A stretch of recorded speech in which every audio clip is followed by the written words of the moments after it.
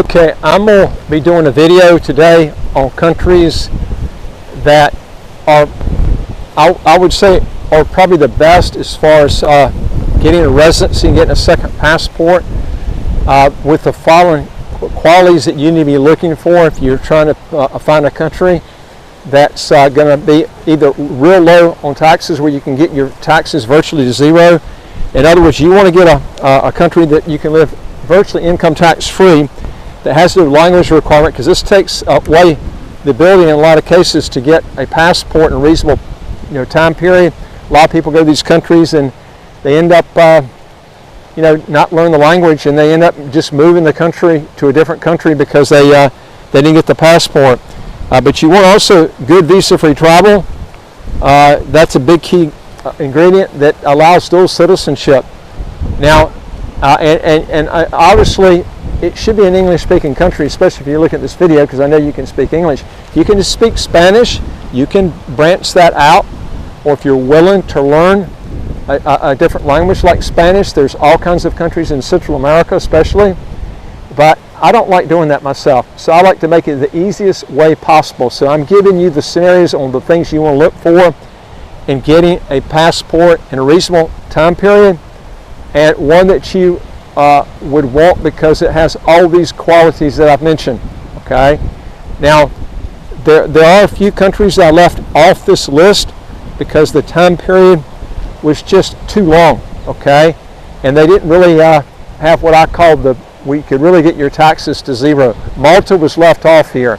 These countries here I just like better. I mean, if you want to put Malta to this list, that's fine, but you're looking at 18 years on their residency program to apply for that passport, and you can't get your taxes to zero. It's a non-dom program, but they do have a minimum of 5,000 euros a year, even if you pay zero taxes. So it's not what I wanted, and so if you want to add that to your list, you could do that because that would be a disadvantage to Malta. But that being said, okay, here are the list of countries. I'm going to go through them. I'll give you the reasons I picked these countries. The first one on the list is one of the best. That's Ireland. Ireland's got one of the best passports of any country in the world. 193 countries visa-free or visa-free on arrival, countries and territories that you can go to. I'm not going to go through the visa-free travel, all these. I just mentioned this one for Ireland because they have the best visa-free travel of any countries on the list. They do have a non-dom system, which means that you're actually on a different tax system than people that are domiciled there. It's a huge difference. Ireland is typically a high tax country. You're looking at brackets as high as 40-something% if you're domiciled. If you go there non-domiciled, then it's totally different. They tax you based on remitted money, but there are ways you can get your taxes close to zero, and that is by bringing in money, remitting it before you get your residency. That's one way. There are other ways you can bring it in too. I've got other videos on that. But the great thing about this passport is, man, it's the second best passport in the world. It's an incredibly good passport. You can go almost everywhere go there visa-free. So another thing too about Ireland that you don't get in even pure tax-haven countries or even territorial tax system countries, and by the way, all these countries I'm going to have on this list are either non-dom tax systems, if you go there as a non-domicile, or they are pure tax-haven countries, or they have a territorial tax system. Okay, so two of them on here don't have an income tax at all, but you can actually end up paying more in total taxes, not income tax, but total taxes in a pure tax haven, which I'm going to go over with you. Now, one thing that's nice about Ireland is it's got some of the best tax exchange agreements of any country in the world. I like it better than Switzerland. Switzerland's got good tax exchange agreements, but to get the passport, you're going to have to learn a foreign language. You're going to have to learn that Swiss language to get the passport, and it's going to take you about 2 times longer in the number of years you're going to have to reside there to get the passport than Ireland. The only thing that's bad about Ireland is the weather. But if you can take it for 6 years and get the passport, if you can't deal with that, move out. But you never have real hot weather there. It just never gets hot there. So if you do like that aspect of it, it's nice. But now again, you can go on the internet and find out areas of Ireland that actually has dry climate, drier than other areas. Okay, it's just you have to go in there and search it out. But there are areas that are a lot drier than others. Of course, this is St. Kitts here. I'm on a beautiful golf course, Marriott golf course here, and this is a beautiful place to, which I'm going to go over the residency program here too, because it's on the list also. The next one I'm going to go over is Belize. Now, Belize is the only one on here. Oh, let me just tell you one other thing too on Ireland, on the tax exchange agreement. I'll give you an example how you can end up paying less in Ireland than you could literally in a country like St. Kitts. St. Kitts does not have good tax exchange agreements. If you're buying a lot of equities in the U.S. or places around the world that don't have a tax exchange agreement, they could hit you with a full, whatever the full amount is without the tax treaty, which in a lot of cases is 30% in the U.S. off dividend income. In other words, they take that out before they actually give you the dividend. If you live in a place like Ireland, instead of paying 30% withholding tax, you would pay something like 15%. Huge difference, okay? That's a huge difference in the difference. And we're talking about if you're bringing in $1 million of dividend income a year, that's $500,000 difference savings that you've made. Which you live in a place like St. Kitts or Antigua, you might not have that type of treaty. So this is the big key that I'm trying to bring out to people is they think that if you're living in a pure tax haven that doesn't have an income tax, then you could end up paying less than any other place in the world. But that's not the case. You have to understand taxes and how they work. It's not just a local income tax. You have to look at the tax treaty that country has with other countries and where your assets are that you're buying for your equities in. So you have to look at that. That's a big difference. So, now the next country is Belize. Belize is the only country I got on this list that does not have visa free to the Schengen countries. All the other ones do. But Belize does have, I didn't want to leave it off the list because it did fit in all the other qualities that I mentioned to you at the very beginning, because you want to have a country that offers dual citizenship. You can live there, income tax free. That's if your income is made outside the country. Belize is not a pure tax haven. You got a business inside the country, you will pay taxes on that. But if you have a business outside the country, they don't tax income made outside the country for yourself. Now, if you do set up a Belize corporation, you are taxed on, Belize does file taxes on the corporations. Now, depending on the type of business you're in and what you're doing, I would not advise you to set up a Belize corporation unless you're living in the U.S. and you want asset protection, because they've got a 0 statute of limitation period on lawsuits. But that's if you live in the U.S. and you're a U.S. citizen. Once you get out of that, you'll find out that when you relinquish your U.S. citizenship, you're not living in the U.S., your chances of getting lawsuits go almost down to 0. 95% of all the lawsuits that are filed in the world are filed in the U.S. That's how bad the trial system is in the U.S., because they have contingency lawsuits. But Belize has one of the largest jaguar reserves of any place in the world. It's a very rustic place. It's a neat place to live.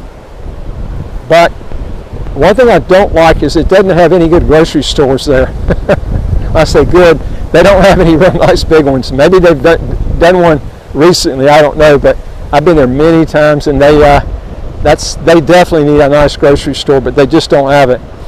But if you like to dive, snorkel, go play tennis and golf and stuff, man, the weather there is really nice. It does get hot. It's a lot hotter than the Caribbean countries of Antigua and St. Kitts. The weather in St. Kitts and Antigua are a lot better than Belize. Central America is just a very hot place to live. The next country, by the way, too, in Belize, it's going to take you about, you're going to have to reside there for 6 years before you can apply for the passport. You're looking at 7 to 8 years to get the passport, okay? But I think it does have one of the best programs as far as residency, taxes, dual citizenship, to get and you don't have to take a language test or anything like this to get the passport. that language test, I'm going to tell you something. So many people do not take that in consideration. That kills so many people from getting a passport. What's the point in staying in a country for 7 to 10 years, and then you can't get the friggin' passport because you can't learn the language? This is the problem you got in Central America. Now, Nicaragua, I didn't put on the list because Nicaragua doesn't allow dual citizenship. They don't have a language requirement. They do have visa free to the Schengen countries. They also have a dictator that runs the country. And so I left it off the list. They do have a territorial tax system that makes it nice, but there are other things that these other countries have that were a lot better, so I left it off. The next country is Antigua. Antigua has no income tax, no capital gains tax, no estate tax, no inheritance tax. They do have a corporate tax, but you can avoid it by setting up a business that's not a corporation. You're going to have to reside there for at least 5 years. Everything's slow in Antigua, unless you go to the fast track program. Remember, this is a residency by investment program. So you would have to reside there for 5 years before you can apply for the passport. I always say you could get the passport in 7 or 8 years, okay? Now, you might get it in 6 years, but I'd like to tell people longer. So if you get it quicker, that's fine. You don't get mad with me, but that's the way it works. But they do have one of the fastest they have one of the best programs, residency by investment, as far as time-wise, with a good tax system of any place in the Caribbean.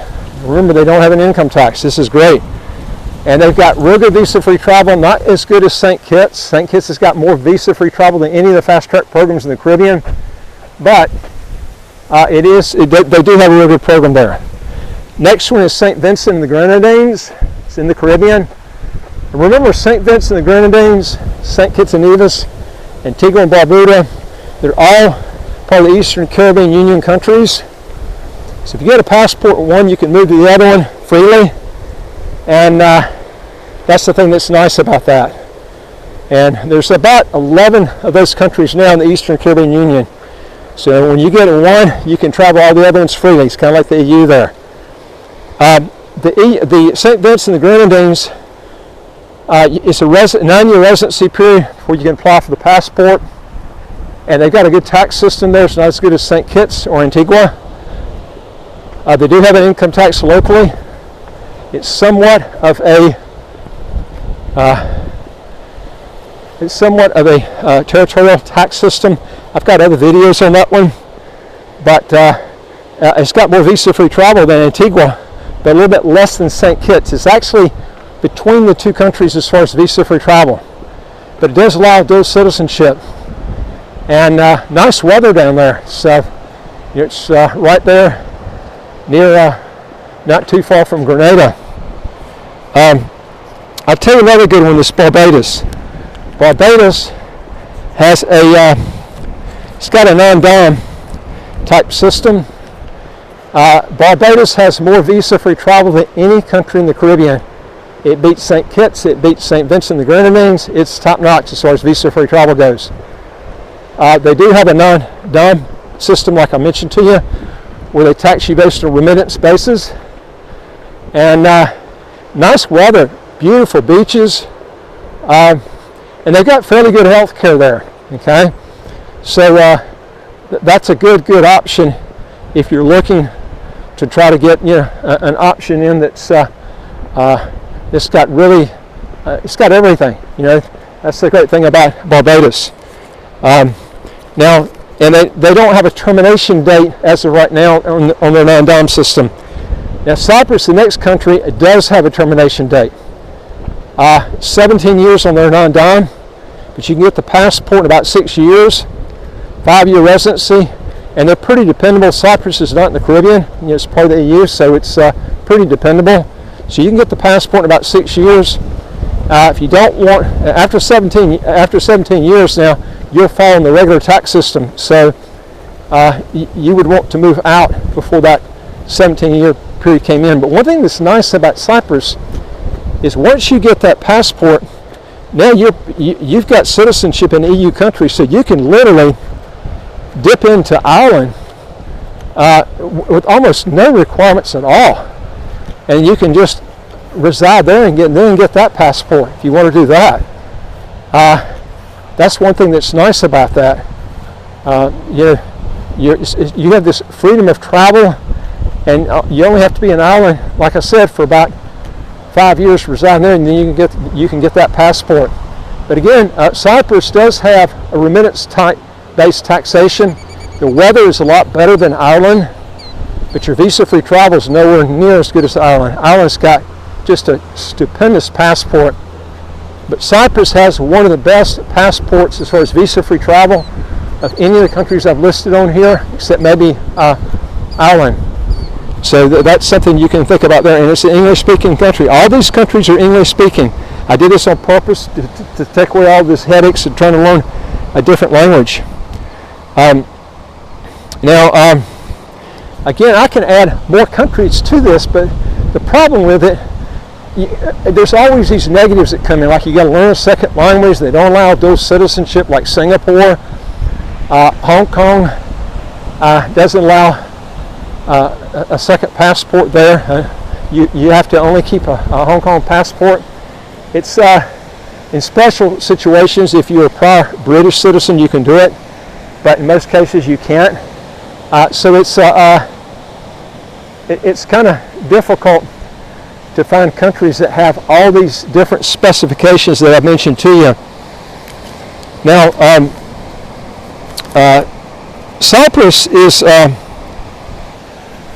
one that you really should look at too, because it's got all these visa-free travel countries that you can go to, but you don't have the bad weather like you got in Cyprus. This is what turns off a lot of people with the bad weather, like Ireland. I think I said Cyprus, but Ireland. Ireland has got really bad weather. That's the biggest hang-up that you'll run into there, and most people just cannot deal with it. I was there for 2 weeks one time, man. This is in June, and it was snowing. No joke, snowing. Big flakes were coming down my hotel room. It was just kind of a weird time. They've got the weirdest weather I've ever seen before. It rarely snows there, but this was in June. Of course, it didn't melt. I mean, it didn't stick. It just big flakes, and they just melted before it hit the ground. But I couldn't believe it in June. But I was wearing a ski jacket in June. This is near the end of June. This is how cold it was. In fact, it was right before I went to Wimbledon and watched the Wimbledon tournament. And so this is the type of thing that you have to deal with. If you can deal with that, one thing, if you don't like hot weather, you'll love Ireland, because Ireland never gets really hot there at all. But that's something you can look at. Also, folks, if you can do us a big favor, if you can hit the subscribe button at the right of your screen, you'll get new videos automatically, and we don't monetize this channel, so it helps us get more of these videos out and get more subscribers. We can get higher up with the algorithm. And if you like the video, give us a thumbs up. That helps us a lot with the channel, if you don't mind helping us that. And if you want to know more on this, go to our website, www.citizenshipquickly.com. Just ask for some help. And I would like to hear from you. If you got a question or comment, just put it below, and I look forward to talking to you in the next video. Take care.